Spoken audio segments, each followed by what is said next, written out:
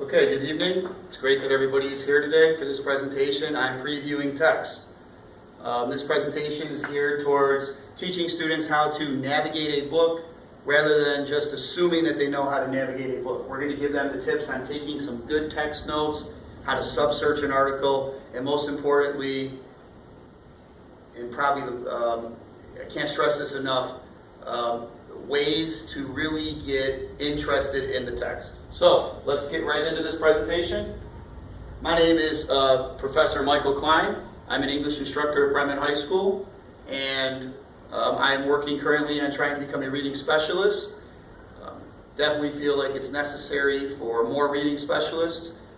Teaching for 12 years like I have, I've noticed that students have a hard time comprehending what they read. So if we can give them some really good techniques and strategies, I believe that we may be able to help them overcome their comprehension deficiencies. So make sure that the students are aware of textbook organization. That's the first thing. And what I like to do with my students is I get involved right away with them, showing them the indexes, showing them how to find important information, really looking at all the different things that textbooks offer us, and these textbooks nowadays offer us a lot of different things, to get them comfortable with using the book. We like to look for patterns and elements like chapters, subsection headings, summary points, graphics. For example, how each chapter is constructed, how it looks at the end of the chapter. So we like to do that before we ever get into reading any of the chapters in our textbooks, try to get them comfortable with the material. Again, as reiterated before, knowing where to find the contents page, the index, and the glossary. I do not tell my students in my classes where the story is at. I tell them what the name of the story is, and then it's up to them to use their skills to find the page. And then it's funny because someone will find it faster than another student and be like, oh, it's on page 462. And I'll be like, listen, no, don't tell nobody. Find it on your own. And you'll notice that different people get there at a different speed, but the purpose is that everybody gets there, and they all do, and they feel pretty good about themselves because they were able to find it without me telling them the page number.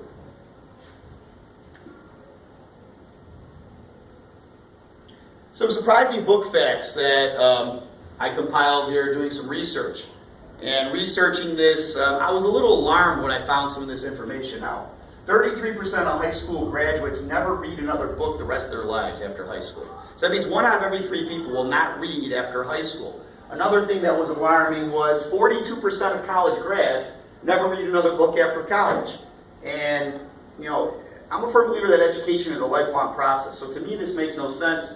Why? Maybe they don't have the skills to comprehend the material that they need to, and they get frustrated, so they decide they don't want to read. 57% of new books are not read to completion. People will start reading something and they won't finish it. And as an educator, that's frustrating as well. 70% of U.S. adults have not been in a bookstore for 5 years. In the last 5 years, they have not been in a bookstore. This alarms me because I would think that many adults would have children, and they'd want to take their kids at least to the bookstore. The more a child reads, the likelier they're able to understand the emotions of others. I have 5 sons, and we do a lot of reading in our house. It's important that we read. And it's funny, the more I read, the more the kids want me to read to them even more. 80% of U.S. families did not buy or read a book last year. Fortunately, my family does not fall in that. We bought several books and read them. But again, I think it's important that we can get more people reading. And then this last one really, really scares me. All right? Because I don't think enough people are doing it. If people were to do this, it really, really doesn't scare me, but it actually enlightens me to see this fact. Reading 1 hour per day in your chosen field will make you an international expert in only 7 short years. So, that's all that it takes. And I tell my students that, listen, you know, if you read an hour a day, you'd be surprised 7 years from now just how much more intelligent you would be. Just how much more of an expert you would be on whatever it is that you're getting into. And it's easier said than done. Because again, I think students get frustrated. So this presentation, this workshop is to alleviate the frustration, to give us some good tools that we can use in the classroom to help us help our students become better readers and maybe even ourselves become better readers. So, moving on. This is a KWLR chart, and I think we're all familiar with this. All right? What we know, what we want to know or need to know, what we've learned, and what we can research. And this is a good way to break down reading and get people to get interested in reading. I'll make sure that everybody receives a handout of this chart, just in case they haven't had it already. And you can use this in your classroom. Power of word walls. Love word walls. I know when we were kids we did word walls. I think in high school we should probably do word walls a little bit more. Here's an example of a nice word wall. Now one of the keys I think on this, I don't want to read the whole thing to you, but I think the key thing is making sure we have some easily seen large print. You want the word wall to pop. You want people to be able to walk down the hallway and see it and stop. You want them to wonder what's going on. You want it to create an interest from the students as they continue on their daily journey through the hallways. This should be something they stop at, piques their attention, and if we get every student kind of doing that throughout the course of the year, hey, wow, did you guys see that word wall? It's really, really cool. There's some cool stuff going on there. I think it empowers them from a reading perspective.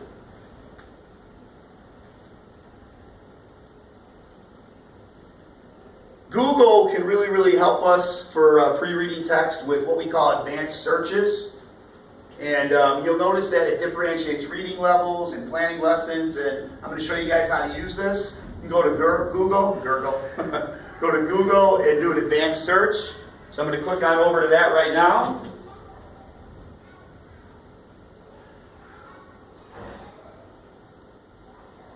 And basically what this does is, say I typed in something that kids would be interested in. Okay, how about, for example, the rapper Tupac Shakur? So I type in Tupac Shakur, and then you'll notice that Tupac comes up. Alright?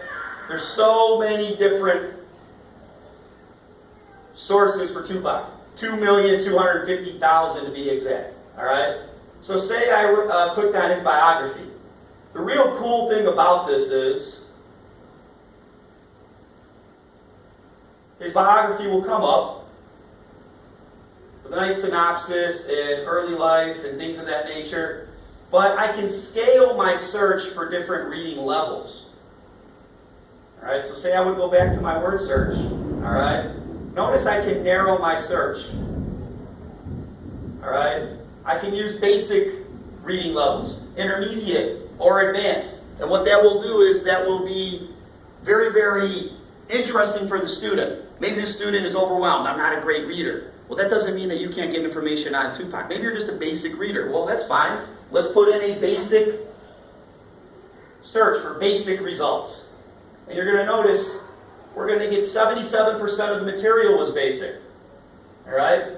Now people don't feel so overwhelmed. Wow, you know, most of the stuff out there on Tupac, you don't need to be an advanced reader to read it. You can just be a basic reader and you can understand it.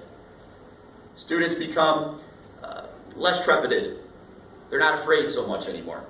And we get them to read a little bit more. So this is one technique that we can use, and that's the advanced search for Google.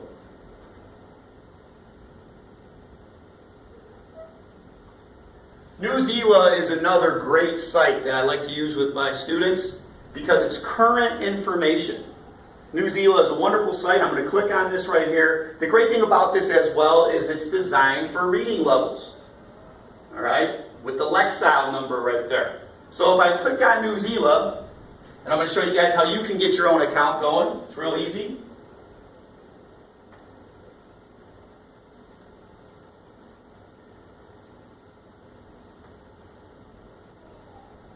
So you'll notice the Newsela, and this is current information. In fact, I'm teaching summer school presently, and I'm using this with my summer school students, and they love it.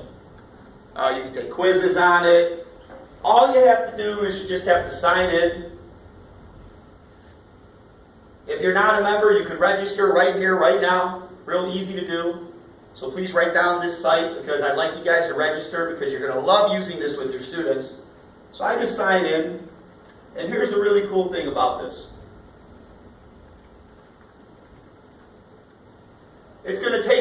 some articles, and they're all current. Notice this one, child migrants surging in the U.S. to escape danger in Central America. And you'll notice that the articles are written, but you can change the level. So say the language in this article is a little overwhelming for a reader. Well, nobody needs to know. We can encourage them. They go down to the 730 level, and if you'll notice the first sentence. It says, looking braver than his 16 years, Wilson Coax left his village in Guatemala's highlands earlier this month and began making his own way to the United States. Okay, so it's a complex sentence. We can get the same material, but make it a little easier for our readers by just clicking here. It's going to change that. And now notice what that